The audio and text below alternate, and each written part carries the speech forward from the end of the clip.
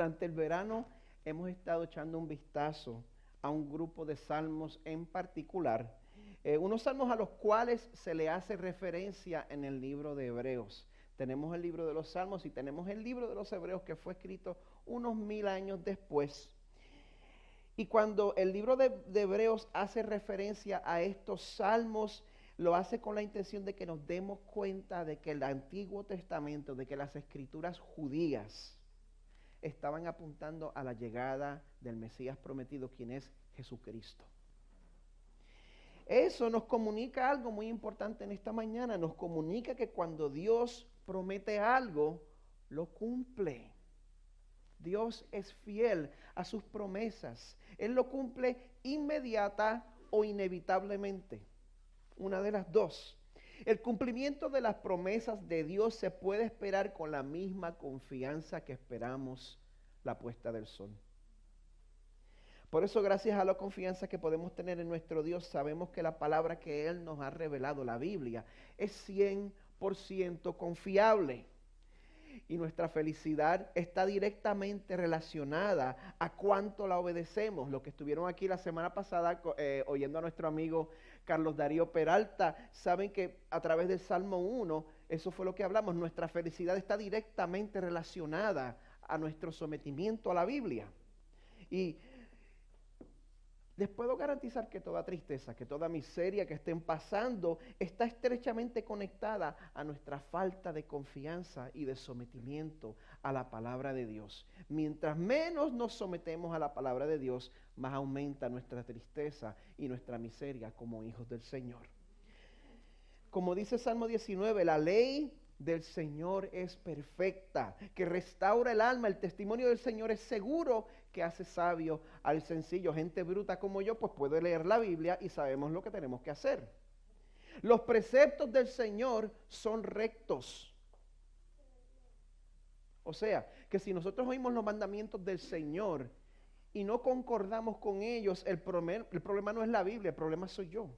Los mandamientos del Señor son rectos, que alegran el corazón. El mandamiento del Señor es puro, que alumbra los ojos.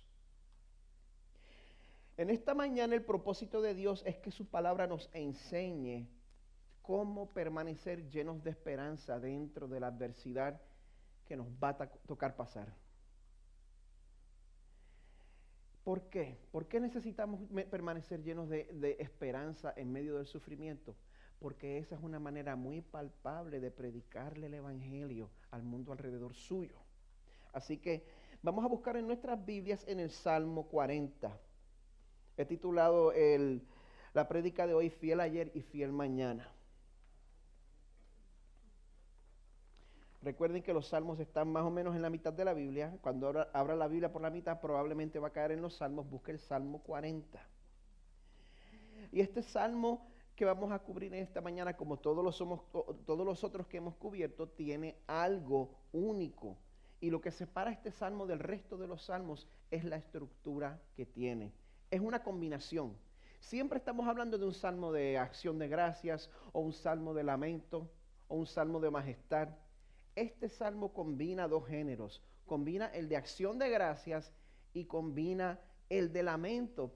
Pero lo que lo hace distinguirse es que comienza con acción de gracias y a lo último es que es el lamento.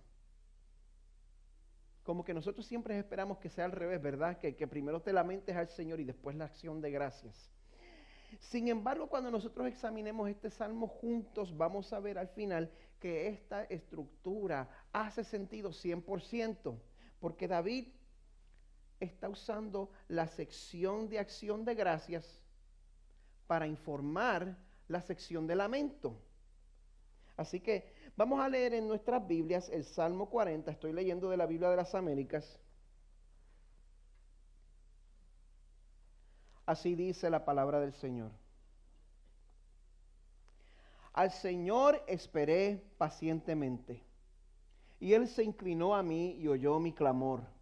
Me sacó del hoyo de la destrucción, del lodo cenagoso. Asentó mis pies sobre una roca y afirmó mis pasos. Puso en mi boca un cántico nuevo, un canto de alabanza a nuestro Dios. Muchos verán esto y temerán y confiarán en el Señor. Cuán bienaventurado es el hombre que ha puesto en el Señor su confianza y no se ha vuelto a los soberbios ni a los que caen en falsedad. Muchas son, Señor Dios mío, las maravillas que tú has hecho y muchos tus designios para con nosotros.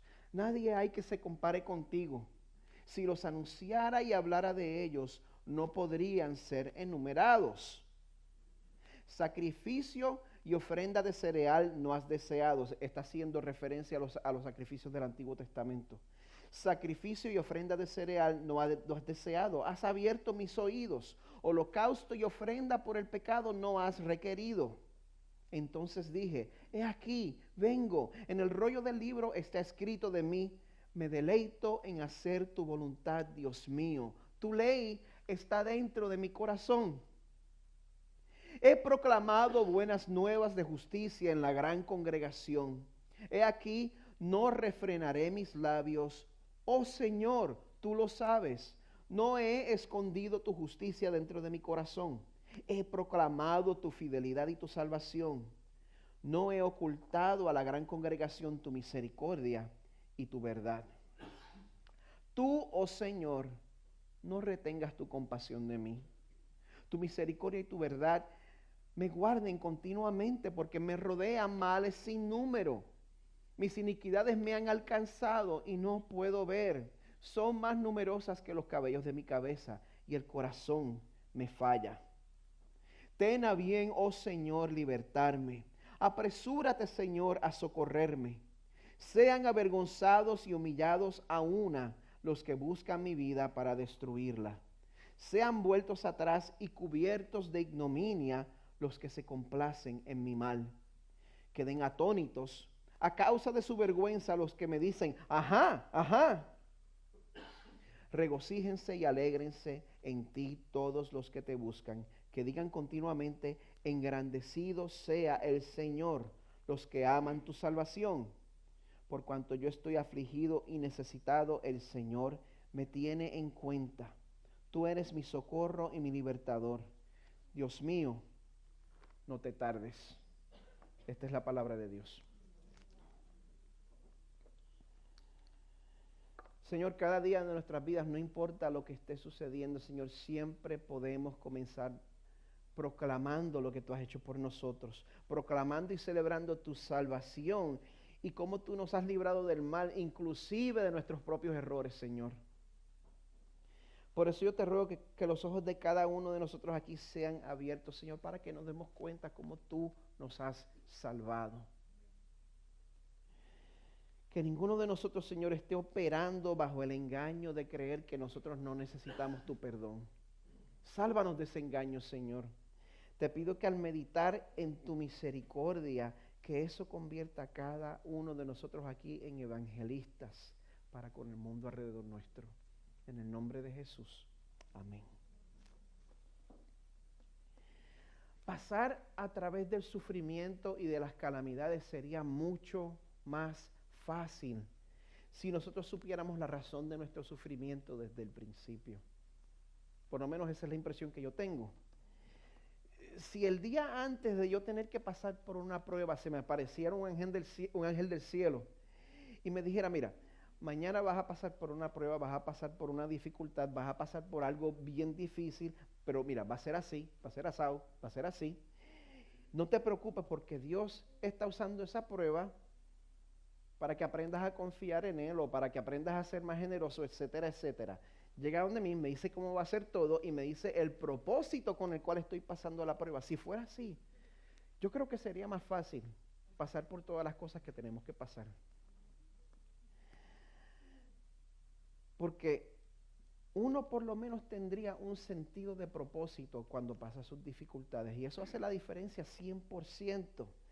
Y fíjese, la Biblia nos dice que el sufrimiento es exactamente así. Todo lo que nos sucede está bajo el control de Dios y todo lo que nos sucede tiene un propósito en nosotros. Es exactamente así.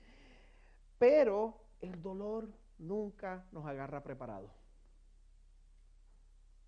Nunca sabemos lo que vamos a pasar. Y una de las primeras cosas que nosotros perdemos cuando llega el dolor a nuestra vida es el sentido de propósito, es la perspectiva. Y el mundo pues se nos pone así. Yo no sé cuántos otros países usan esta palabra, pero cuando le ponen gringolas a los caballos, ¿quién sabe lo que es eso? ¿Quién no sabe lo que es una gringola? Una gringola son las cosas que le ponen a los caballos de carrera para cegarlos y que solo puedan ver lo que tienen al frente. Y cuando nosotros pasamos por nuestros problemas se nos olvida todo tipo de perspectiva y el mundo se nos pone así. Pero les tengo buenas noticias.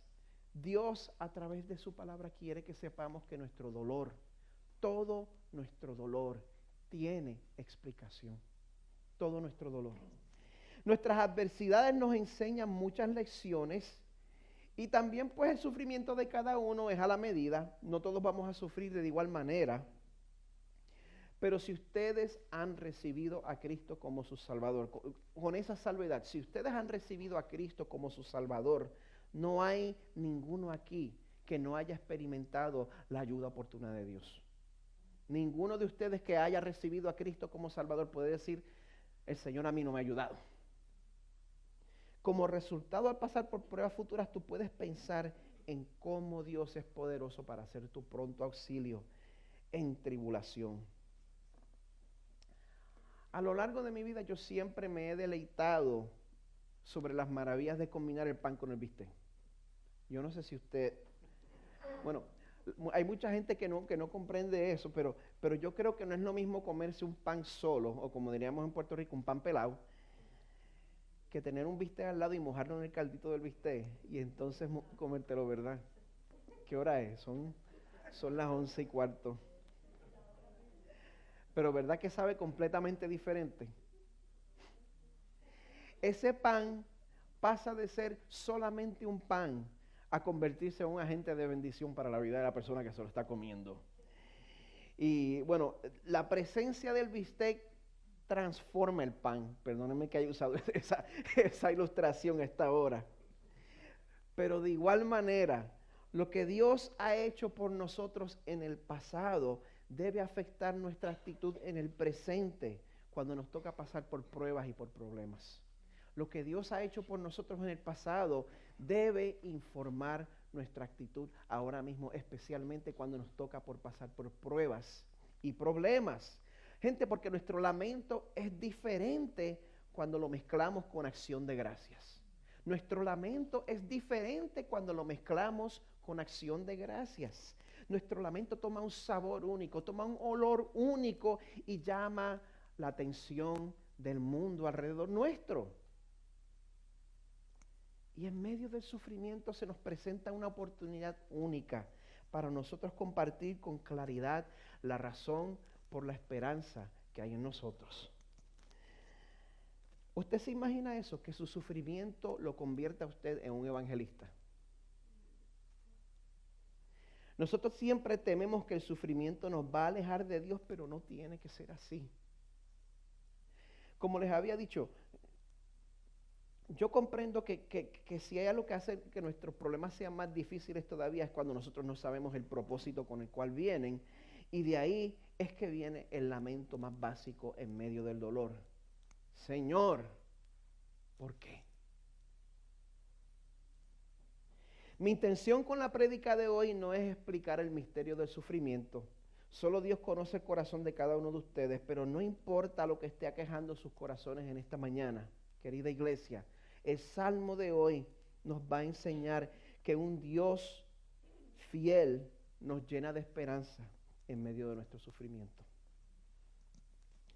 Les había dicho que el salmo tiene una estructura inusual, empieza con acción de gracias y entonces a lo último tiene la parte de lamento. Así que vamos a comenzar con los primeros 5 versos, los cuales nos van a llevar de la preocupación a la paciencia. Así que en el caso de este salmo voy a empezar con el segundo verso. Ahí nos informa dónde se encontraba David primero, nos habla de su lugar de preocupación. Dice que David se encontraba en el hoyo de la destrucción, en el lodo cenagoso. La versión Reina Valera le dice el pozo cenagoso. Antes de seguir, yo les quiero recordar que el libro de los Salmos es un libro poético. David no estaba en un pozo literalmente. sino que está usando ese tipo de imagen para que nos demos cuenta la desesperación de la situación en la cual él estaba, la imagen de un pozo profundo, que al fondo está lleno de 6 pies de lodo, que usted llega, se atasca, trata de salir y se hunde más. Esa imagen, un atolladero, nos comunica de una manera muy clara cuán grave era la situación en la que estaba David. Desde que Crosspoint Español fue lanzada hace unos 2 años, yo he tenido la oportunidad de conocer a muchos de ustedes y oír la historia de cada uno de sus vidas. Y sin tener que preguntarles, yo sé que muchos de ustedes saben exactamente cómo se debe sentir estar en una situación que es como un pozo del cual uno no puede salir. Una desesperación, estás atascado, no te puedes sacar a ti mismo, tienes que esperar a que te ayuden, no sabes si nadie se da cuenta que estás en el pozo. Muchos de ustedes puede que se sientan así ahora mismo. Y si tú no has tenido la oportunidad de compartir tu situación con nadie, yo te invito a que lo hagas hoy antes de ir a tu casa. No te quedes callado, no te quedes callada. Muchos de nosotros aquí queremos compartir esa carga contigo, ¿verdad? Crosspoint Español. Amén. Es importante que no te sientas solo, es importante que no te sientas sola. La desesperación en tu corazón no quiere decir que no seas hijo de Dios. La desesperación en tu corazón no significa que no seas hija de Dios. Si los grandes héroes de la Biblia estuvieron en esa situación, David, Salomón, Elías, los sufrimientos y la angustia del mismo Jesucristo, que estuvo sudando como gotas de sangre. Tú no estás solo en tu prueba, tú no estás sola en tu prueba. Dios nos muestra qué hacer en medio de nuestra angustia. David nos dice en el verso 1 qué fue lo que él hizo cuando se encontró en el lodo. Él dijo, al Señor esperé pacientemente. Yo sé que todos hemos estado esperando porque que Dios nos libre de nuestras pruebas. Muchas veces pues no tenemos más remedio, hacemos todo lo que podemos hacer y no nos queda más nada que esperar. Pero te pregunto, ¿con qué actitud estás esperando al Señor? ¿Con qué actitud estás esperando al Señor? Yo les puedo decir que en el transcurso de mi vida, cuando me ha tocado esperar en el Señor, yo podría haber reescrito este verso de muchas maneras. Al Señor esperó Miguel ansiosamente. Al Señor esperé atemorizadamente. Al Señor esperé desesperadamente. Al Señor esperé amargamente. ¿Cuál de estos le aplica a usted en medio de la prueba, en medio de esperar por el Señor? ¿Cuál es nuestra tendencia cuando tenemos que esperar en el Señor? Dios nos ama y Dios nos va a enseñar a andar por sendas de justicia. Él lo promete en el Salmo 23. Pero es importante que sepamos que como hijos de Dios, Él nos ha bautizado con el Espíritu Santo. Si usted verdaderamente ha recibido a Cristo como su Salvador, usted no tiene que esperar. Él le ha bautizado con el Espíritu Santo. Y el propósito del Espíritu Santo no es gritería, no es brincaera. Y yo soy continuista. Yo creo que los dones continúan. Pero quiero que sepa que el Espíritu Santo vino para que nuestras vidas den evidencia de que si alguno está en Cristo, nueva criatura es. Eso se hace manifiesto en las áreas más difíciles, como esperar en el Señor pacientemente. Ahí es donde se nota. Pero entiéndame en realidad, yo soy latino, yo soy una persona apasionada. Esa puede ser su realidad. Pero la realidad absoluta es la que Dios afirma en Gálatas 5:22, que el fruto del Espíritu es amor, gozo, paz, paciencia. Si usted ha recibido a Cristo como su Salvador, el Espíritu Santo mora en usted. Y la paciencia debe estar creciendo como fruto naturalmente. Y el Señor recompensa la paciencia como lo hizo con David. Dice, Él se inclinó a mí y oyó mi clamor. Me sacó del hoyo de la destrucción, del lodo cenagoso. Asentó mis pies sobre una roca y afirmó mis pasos. Si usted una vez más está en Cristo, yo estoy seguro de que si usted pasa el trabajo de ejercitar su memoria tan siquiera, usted va a poder recordar alguna situación desesperada que parecía no tener ninguna solución, en la cual usted clamó a Dios, esperó en Él, y el Señor se inclinó, escuchó su voz y lo sacó del pozo en el cual estaba metido. ¿O no? ¿Eso me aplica a mí nada más? El Señor me sacó a mí de un lugar desesperado y me puso en un lugar firme y más fuerte que antes. Yo se los he dicho antes y se los repito, si usted va a visitar el pasado, sea como David, vaya al pasado para fortalecer su fe y no para fortalecer su temor. Piense en cómo Jesús, en cómo Dios ha sido fiel con usted en el pasado. Y cuando Dios le libre de su situación, y si no lo libra de su situación, cuando le dé la gracia para pasar su situación con más fe, eso provoca una reacción automática en la persona que ha experimentado la salvación de Dios. Está en el verso 3. Puso en mi boca un cántico nuevo, un canto de alabanza a nuestro Dios. Y es por eso que la adoración es tan importante aquí en Crosspoint Español.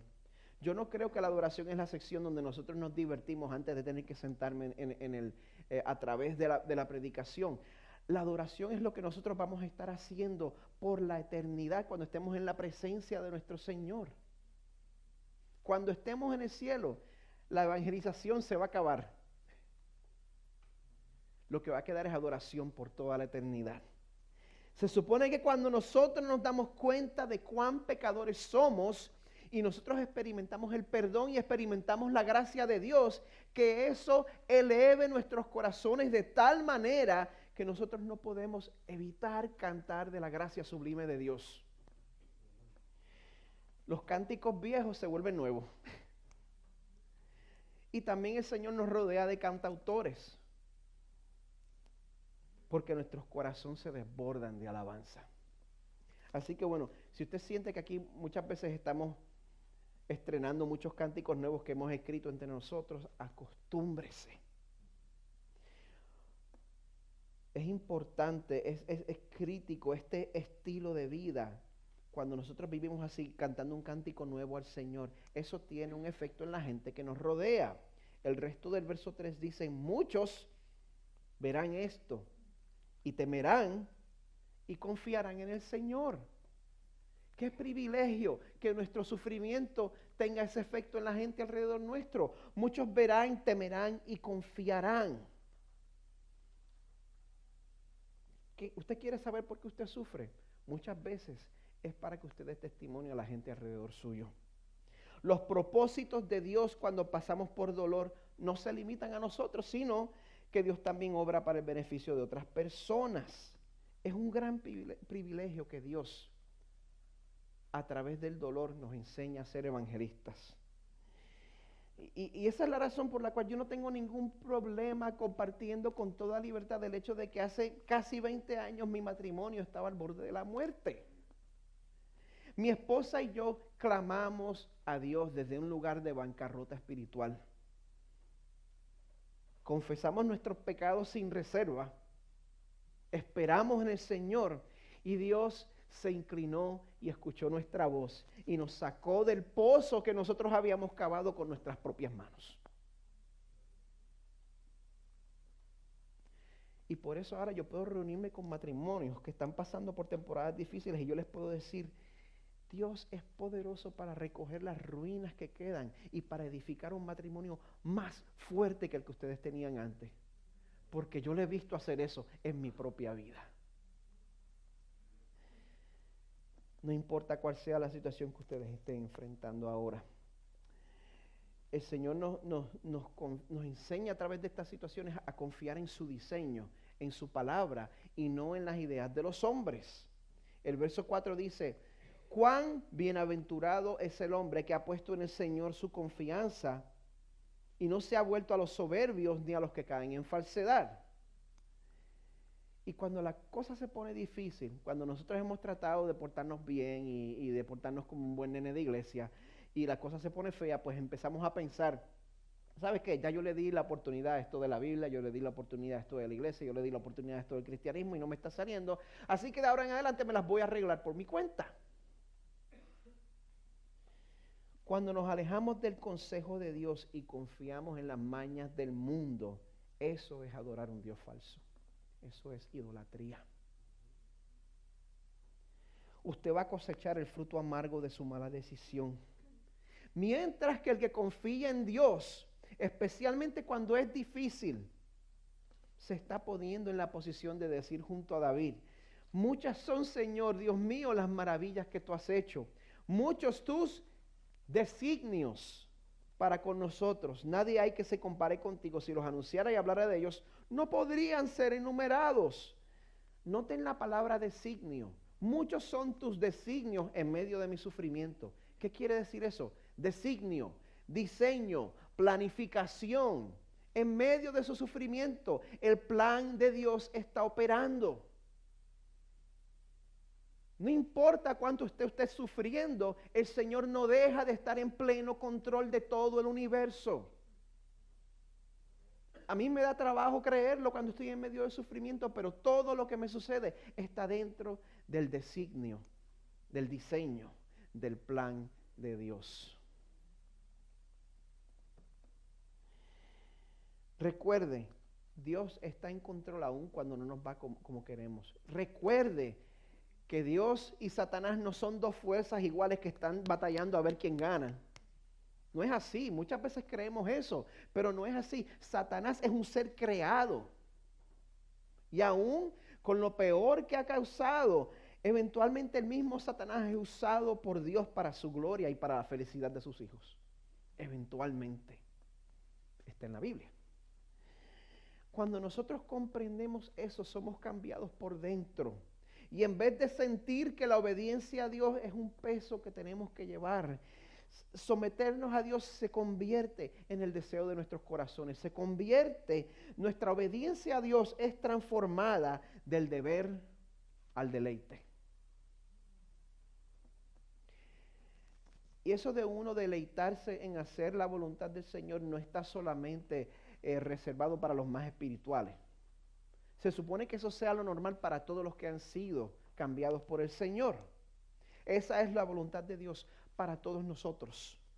Por ejemplo, Dios se complace más en un cristiano como usted y yo, cuando, por ejemplo, ofrendamos con gozo y con consistencia. Dios se complace más en eso que de alguien que, por ejemplo, descubra la cura del cáncer más agresivo, pero lo hace porque pretende que Dios lo acepte por eso. El verso 6 dice: sacrificio y ofrenda de cereal no has deseado. Has abierto mis oídos. Holocausto y ofrenda por el pecado no has requerido.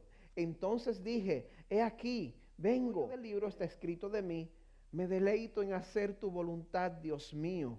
Tu ley está dentro de mi corazón. Y ese es el milagro más grande que puede ocurrir en la humanidad. Cuando Dios nos transforma de ser personas egoístas a ser personas que viven para Dios y para los demás, porque así les ha amanecido en el corazón. Dios prometió que eso era lo que iba a hacer. Él lo prometió en Jeremías 31. Del verso 31 en adelante dice: he aquí vienen días, declara el Señor, en que haré con la casa de Israel y con la casa de Judá un nuevo pacto. No como el pacto que hice con sus padres el día que los tomé de la mano para sacarlos de la tierra de Egipto. Mi pacto que ellos rompieron, aunque fui un esposo para ellos, declara el Señor. Porque este es el pacto que haré con la casa de Israel después de aquellos días, declara el Señor. Pondré mi ley dentro de ellos, y sobre sus corazones la escribiré, y yo seré su Dios, y ellos serán mi pueblo. Y no tendrán que enseñar más cada uno a su prójimo y cada cual a su hermano, diciendo: conoce al Señor, porque todos me conocerán, desde el más pequeño de ellos hasta el más grande, declara el Señor. Pues perdonaré su maldad y no recordaré más su pecado.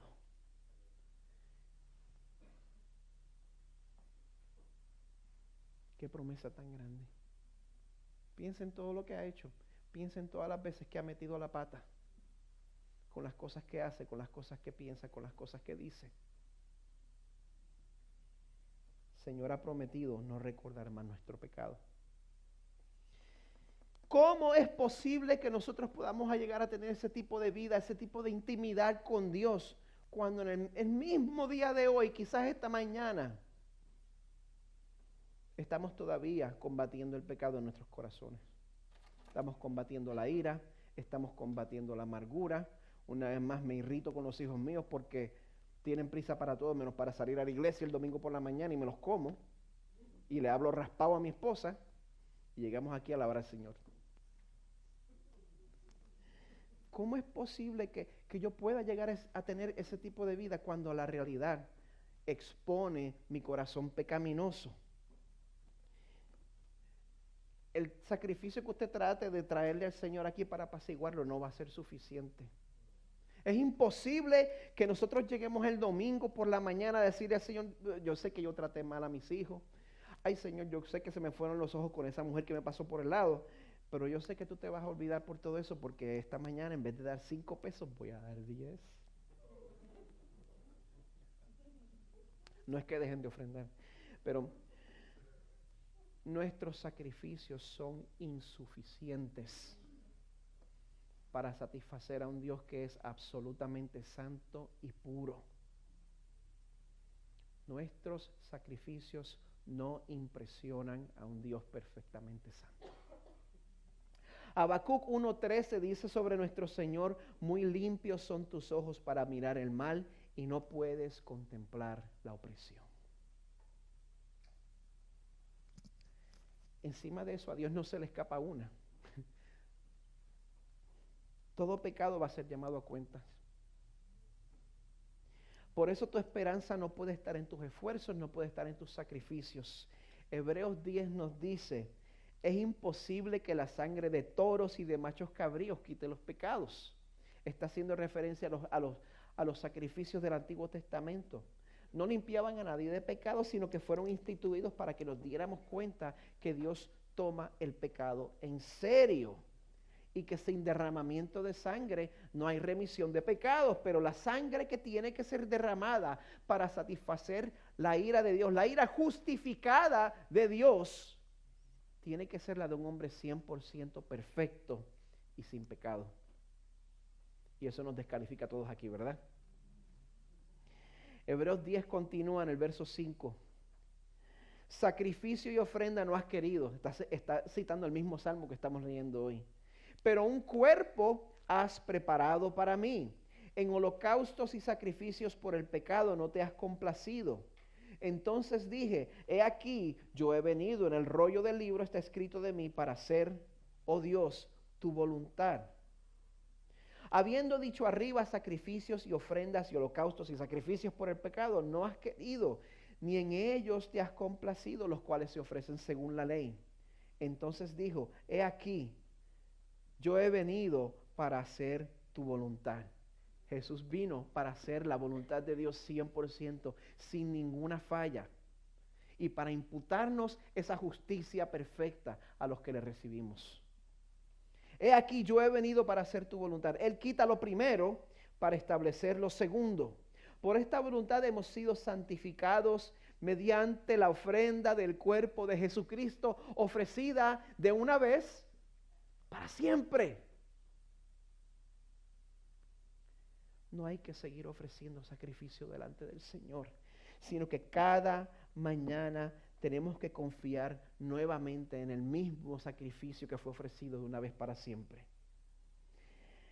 Un sacrificio que cubre todos nuestros pecados pasados, presentes y futuros.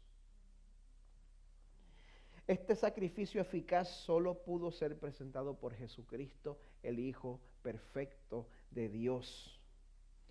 En su obra maestra, La Cruz de Cristo, el autor, que fue en vida el pastor anglicano John Stott, escribe lo siguiente sobre Jesús. Él a la vez exigió y aceptó la pena por el pecado humano. Él a la vez exigió y aceptó la pena por el pecado humano, y lo hizo a fin de que Él sea justo y sea el que justifica al que tiene fe en Jesús. De acuerdo a Romanos 3:26. Cuando nosotros decimos que Jesús obedeció perfectamente en nuestro lugar, pues eso incluye hacer lo que a nosotros se nos hace tan difícil en medio de la prueba: esperar. La razón por la cual predico sobre esperar pacientemente al Señor es porque día a día fracasamos en eso. Nos desesperamos, cuestionamos a Dios. El Señor Jesús tuvo que esperar constantemente porque su Padre lo librara durante su ministerio en la tierra. Es bien interesante. Hubo muchas situaciones en las cuales Jesús estuvo expuesto a peligro y tuvo que esperar que el Padre le librara. A pesar de que Jesús es Dios, Él mismo voluntariamente se sometió a esas situaciones. Y esa espera también incluyó esperar que el Señor le librara en el jardín de Getsemaní. Esperar fielmente, aun cuando la respuesta del Padre no fue librarle, sino permitir su sufrimiento. Un sufrimiento que ni usted ni yo nos podemos imaginar. Un sufrimiento que tomó lugar para que pecadores como usted y yo podamos tener una relación con Dios, en la cual hasta el dolor que pasamos obra para nuestro bien y nos hace pasar de la pasividad a la proclamación. Bueno, de aquí en adelante voy a tomar menos tiempo en cubrir las próximas secciones, no se preocupen. Volviendo al Salmo 40, vemos que David, como resultado de haber experimentado liberación de parte del Señor, él se convirtió en uno de esos evangelistas que no saben cuándo callarse. ¿Usted ha conocido alguno de esos? Usted tiene que conocer a mi mamá. Los que no conocen a mi mamá, ella le predica al presidente, le predica a todo el mundo a un minuto de conocerlo. ¿Cómo está? ¿Tú conoces al Señor? Lo cual era tremendo cuando yo era adolescente y estaba al lado de ella, me ponía así chiquito. Pero mi madre, sin ningún temor, le predica el evangelio a cualquiera. Y como resultado de experimentar la gracia del Señor, eso debe tener el mismo efecto en nosotros, que nosotros compartamos el evangelio con todas las personas que conocemos. El verso 9 dice: he proclamado buenas nuevas de justicia en la gran congregación. He aquí, no refrenaré mis labios. Oh Señor, tú lo sabes. No he escondido tu justicia dentro de mi corazón. He proclamado tu fidelidad y tu salvación. No he ocultado a la gran congregación tu misericordia y tu fidelidad. Tome nota de lo que está haciendo David. ¿Sabe por qué? Porque el mundo alrededor de nosotros insiste en que nuestra fe tiene que ser privada. La sociedad insiste en que nuestra fe sea privada. Tan privada que se supone que nadie se entere. Quizá la gente de la iglesia. Pero gente, nuestra fe nunca es privada. Nosotros siempre compartimos nuestras experiencias de salvación por naturaleza, sin que nos lo tengan que pedir. Si en verdad usted ha experimentado la salvación del Señor, usted no va a cerrar sus labios, usted no se va a callar, usted se lo va a contar a la gente. Cuando nosotros probamos un producto que es efectivo, que nos ayuda a tener más energía, que nos ayuda a rebajar la pipa, ¿verdad que nosotros nos convertimos en evangelistas de ese producto? Ya sea un producto, ya sea un gimnasio, ya sea el CrossFit, es imposible meterse en los medios sociales sin que le estén predicando. Si usted se da cuenta que de naturaleza usted merece una eternidad en la ira del Señor, por naturaleza usted merece una eternidad recibiendo la ira del Señor, no va a ser necesario que le rueguen que proclame a la persona que lo salvó. Va a ser natural. Y en ese momento que David, ya habiendo recordado lo que Dios había hecho por él, pues él cambia el tono del salmo de acción de gracias a lamento. Porque el hecho de que ya usted haya pasado por sufrimientos antes no quiere decir que no le vaya a volver a pasar. Hay un mito que nosotros tenemos que erradicar. Y es el mito de que yo tengo quizás una o dos calamidades grandes por vida. No hay ninguna promesa así. El hecho de que usted enviude no quiere decir que a usted no le vaya a dar cáncer.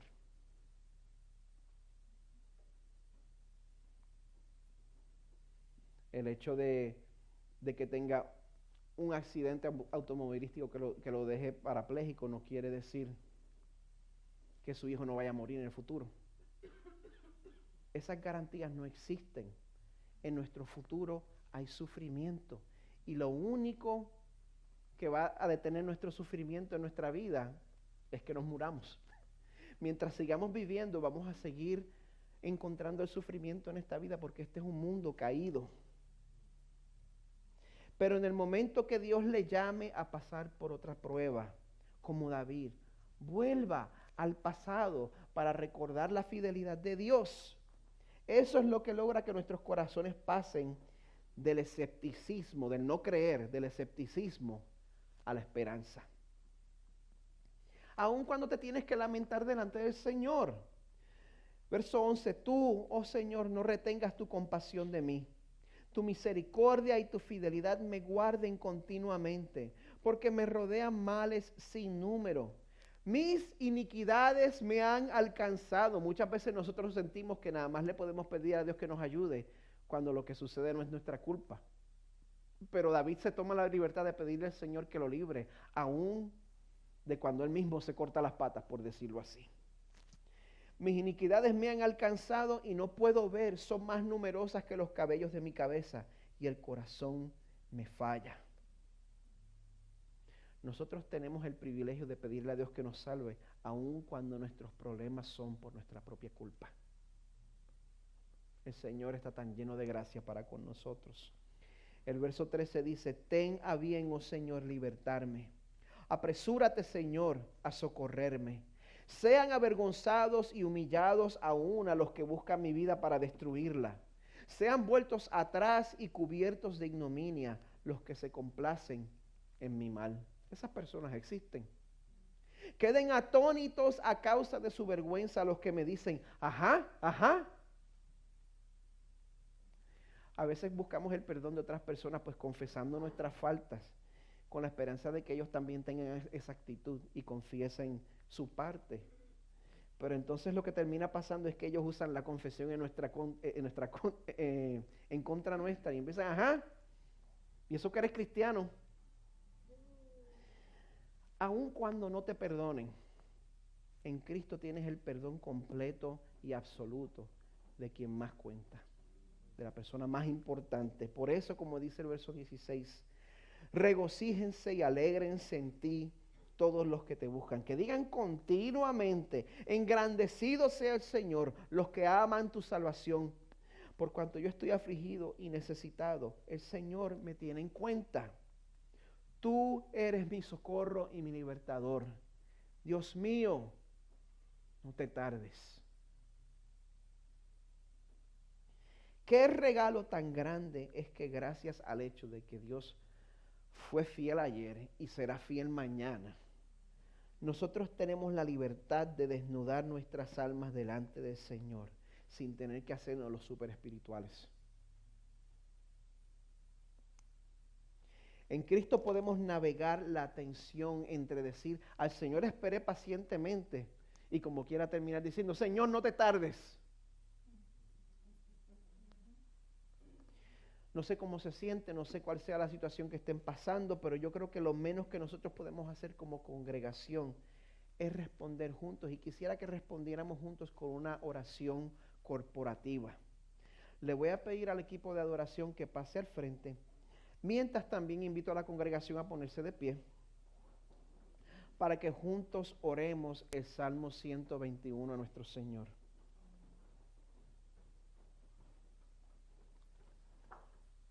El Salmo va a estar en pantalla, es la versión de la Biblia de las Américas para que todos estemos leyendo juntos. ¿Estamos listos? Levantaré mis ojos a los montes. ¿De dónde vendrá mi socorro? Mi socorro viene del Señor que hizo los cielos y la tierra. No permitirá que tu pie resbale. No se adormecerá el que te guarda. He aquí, no se adormecerá ni dormirá el que guarda a Israel. El Señor es tu guardador. El Señor es tu sombra a tu mano derecha. El sol no te ni la luna de noche. El Señor te protegerá de todo mal. Él guardará tu alma. El Señor guardará tu salida y tu entrada desde ahora y para siempre. Amén. Ahora invito a los que han recibido a Cristo como Señor y Salvador a que recordemos juntos el sacrificio que permite que en vez de nosotros tener que decir mi castigo viene del Señor, podemos decir mi socorro viene del Señor gracias al sacrificio de Jesucristo.